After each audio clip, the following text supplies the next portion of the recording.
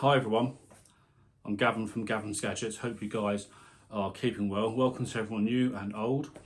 Just for some context for those that are new here, I've reviewed headphones from £10 all the way up to 5,000 plus, and for this test I've used my special audio headphone playlist, which I'll put up now, and I've used that for all my headphone reviews and will be going forward, so there's consistency in the tracks that I've been using. I've also actually listened to a lot more songs than those shown because I wanted to give these a really good listen to. I've had, apart from music, I've obviously had some movies and TV shows included within that. Just quickie, on the comments, if there's anybody that is aggressive or rude, I'll delete them. Keep replies to everyone else's polite, please. That's it. Enjoy it. Ask any question below and I'll answer them. So comparisons will be made all the way through when I'm comparing these to the Sony WH-1000 XM4s that I've also reviewed and own, and to the £1,000 Hi-Fi Man Ananda BT. So they are Planag magnetic, state-of-the-art, hi-fi, ultra premium headphones. So what are the sections that I've covered off in my review? So first of all, you've got in the box, design, headphone market coverage, just a quick snapshot there, setting the scene, testing process, build, weight, comfort, controls, that cover, a lot of controversy over that, noise cancellation, voice and conference calls, spatial audio, wired, music quality, the summary, and then the top three gotchas or catches about this. If you want to read all the flashy marketing spiel, it's on Apple's website. Very fancy. I don't need to repeat that. You've probably read that if you've come here for this. There's no bullshit in this, it's just the facts. Right, so in the box, as you can see, it's very quick unboxing here. I don't want to spend forever going through what's in the box, but you open the box, it's got fancy wrapping to make it nice and easy to open. When you pull them out, get the headphones themselves, they appear in this case thing here. Everyone's calling it a case, but I will cover this off in more detail. And you get the cable, as you can see, some leaflets. It's a lightning to USB-C cable, lightning at this end. The reason Apple chose that is because iPhones are the same cable, so you can use your iPhone cable to charge these. And there we go. So quick, as you see what's in the box. So design and cover. And I'm going to be talk about what these design look like. When you hear everyone say, when you first take them out of the box, because they've been in transit in cold conditions probably, the aluminium on these feels extraordinarily cold, like it's been in the freezer. And they're still cold to touch. They've been in my house for a while, in a nice warm house, but they are still cold to touch. You've got steel here, and the quality and the premium build on these is evident. When you pick up the Sony WH-XM4s, feels like plastic fantastic, doesn't compare. I'm sorry, it doesn't. But there is some advantage of using plastic, which I'll cover off in a minute. The Hi-Fi Mans are even heavier than these. These are about 380, 390 grams.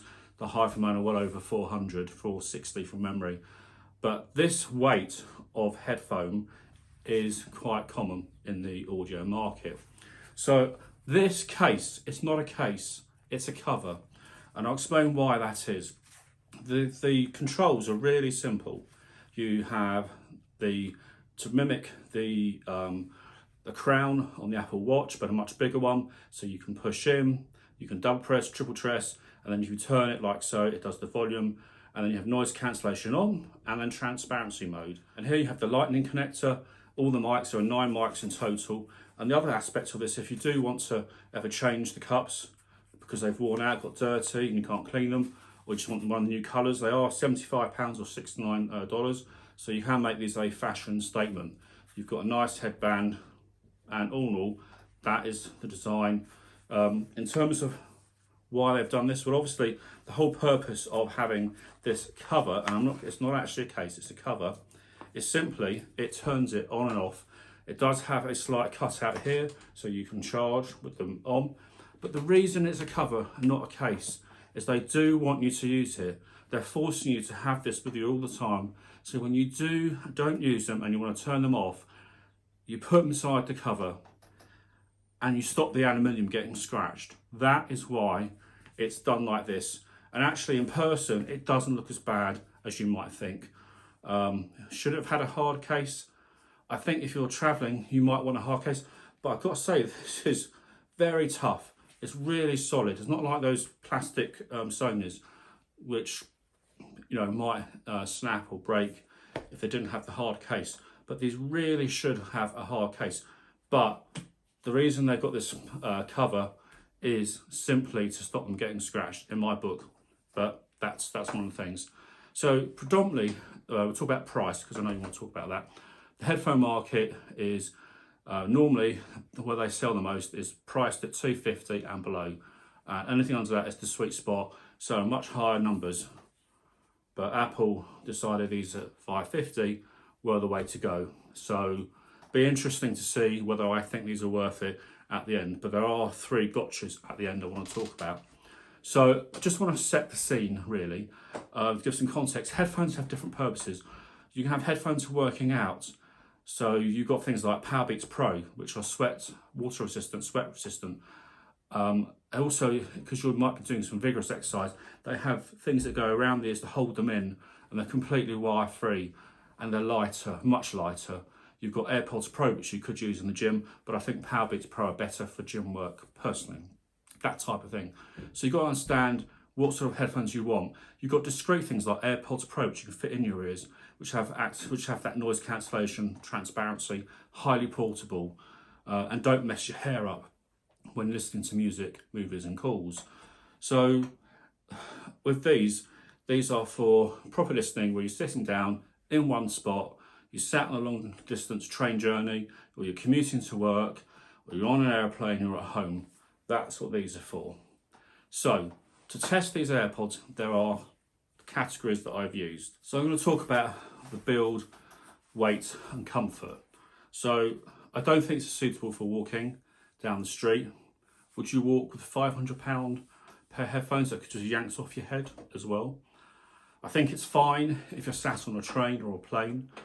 And for some context, most premium headphones, as I mentioned before, weigh more than these, or weigh the same.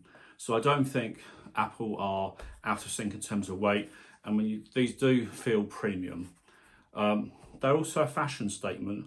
They make a statement as well due to the cost, because these are a major company producing a run-of-the-mill headphone for everybody at a high price. You can change the cups, as I mentioned. You can take them off, like so. You put different colour ones on, but they are expensive if you want to replace them, but at least you can. The Sony XM4s, they are lighter, so they're better for moving around. They don't look too flashy at all, so it won't attract the same thing. But if you wear these, it's very noticeable. The Hi-Fi Man that I showed you at the beginning, they're much heavier, and they are sit in one spot. They're not as comfortable either. These are very comfortable. The memory foam here is very comfortable. The controls, they're excellent. You've got a good tactile feel. So when you put these on, you can easily do the controls and stuff. And when you do put them on, it does know that you have these on. If you forget to put the cover on, they do stop when you take them off your ears. After a couple of hours, they do go into that low power mode. But these are quite tough. I wish it did have another case that came with it, but maybe we were asking too much for Apple to actually include a hard case. I hope a third-party company does come along to have a nice fitting one, but there are plenty of third-party headphone cases that you can buy at the moment. The noise cancellation, let's talk about that. Absolutely bonkers, fantastic, absolutely excellent. You put them on and the world is silent around you. Noise cancellation is absolutely excellent. You put them on, brilliant. Transparency mode, just literally pressing the button like so, and it's got one of the best transparency modes of any headphone. I would say it's ahead of the Sony, with one caveat that I'll talk about in the end.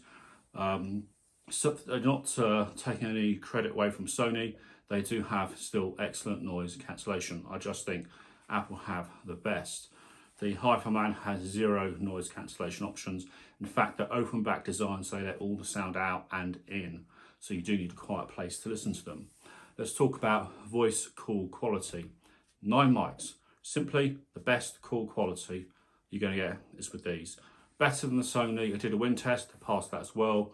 However, not water resistant, so don't wear them in the rain. And for calls, the Hi-Fi Man don't have a mic built into the headset. You have to plug in this little mic. There's a sort of 3.5 jack and a special separate mic you have to plug in, and it's very average call quality on the calls there. Spatial audio is where this has a complete USP, and at the moment is ahead completely of other headphones. The spatial audio only works on iPhone and iPad, but my word, it's like having, you know, the surround sound Dolby with movies. It is absolutely truly amazing. Wired, there's no extra cable in the box. I don't know why. This is a £35 Apple Lightning to 3.5mm audio jack cable. Waste of time, total waste of time. It only does music. There's no mic, so it's if you just want to listen to music from maybe an old iPad that you don't want to use Bluetooth for whatever reason, an old device, and I just don't recommend it. It's just not. You need a lot of power to drive these. This isn't the thing, so it's a waste of money. Don't bother unless you've got a very specific reason to use it. The Sony does have a 3.5mm audio jack, and that does work particularly well. The Hi-Fi Man doesn't have a 3.5mm audio jack. It's either Bluetooth or USB audio. So that's that. But that does mean it has one advantage, which I'll talk about next. Music quality, the bit that you want to know. Phenomenal, absolutely epic. The best audio quality I've heard by a headphone on any Apple device. Extremely good separation, despite the fact they're closed back. You hear a lot of detail on the instruments. Again, you've seen the playlist at the beginning. The computational audio works with every ear cup because each ear cup has the Apple H1 processor. It sounds science fiction, it sounds like marketing spiel, but it really, really does work. The treble and the mids are absolutely detailed, crisp, they're not sharp, they're not sibilant. They are fantastic. The bass is lovely. You have mid bass, sub bass, and it's not over accentuated, but it's there when you need it. And when the sub bass kicks in, it just rumbles. But the other aspect is there's no damn distortion. So as you increase the volume, as you go really loud, these just keep sounding fantastic. How do I think this compares to the Sonys? I think they sound a lot better, to be honest. Not twice the price better. That never happens in audio. If you spend twice the amount of money, you don't get twice the sound quality. You might get 10%, 20%, 15%, if you're lucky, 20% better. But I'll cover off my summary at the end about these. So the AirPods Max have a very wide soundstage. They're very well balanced as well. They're not bass heavy. They're just very well balanced with good bass, good treble, good vocals, and overall fantastic. The Hi-Fi Man and Ananda BT with their planar magnetic drivers do sound better, but they don't have noise cancellation, they don't have a built-in mic, they don't have spatial audio, and they cost twice as much.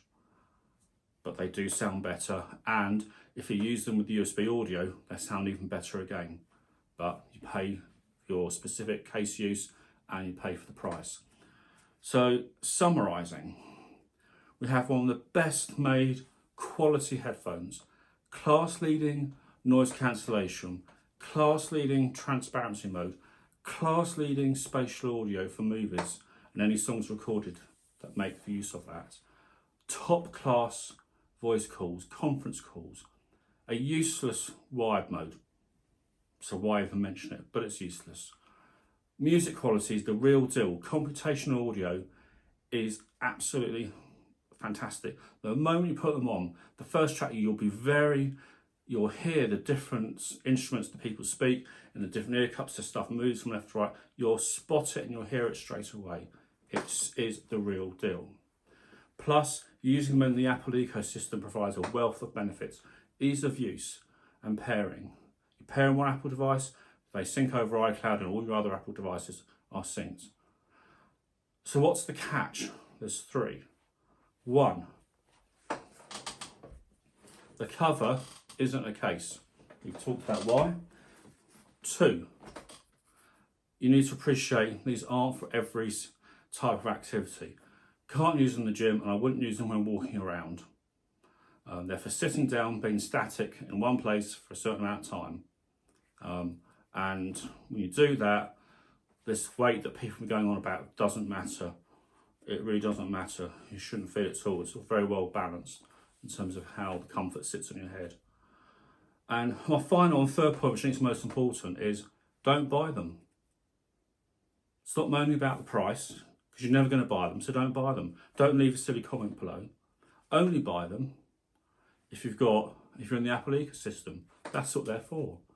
They're for people to enjoy a premium pair of headphones that's good for music, for calls, and for movies. 3Ms, everything there. It's not 3Ms, it's calls, music, and movies. So summarising, if you're all in on Apple, go for it. If you can find a pair in stock, you might find them actually in the physical stores and think you can justify that high price, go for it. If you worked really hard, you haven't been anywhere because of COVID, and you've got a few quid lying around, go for it. If you've got any questions, you want some specific things answered, let me know. My name's Gavin from Gavin's Gadgets. Take care, guys. Catch you guys soon. Bye for now.